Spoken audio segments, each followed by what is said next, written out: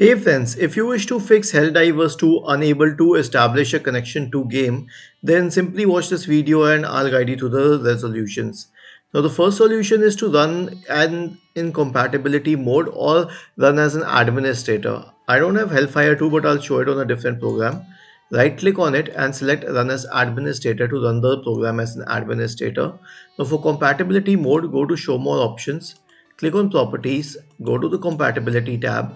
Check this box, run this program in compatibility mode for keep it Windows 8, click on apply and then on OK.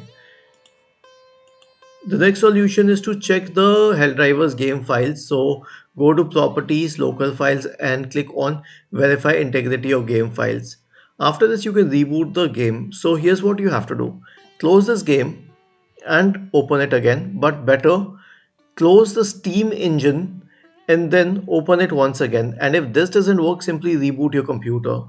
If you're using any third party VPN on your system, then you can disable it. And lastly, you can adjust crossplay settings in Helldivers too. And you can obviously contact Helldivers support through a few of the support channels.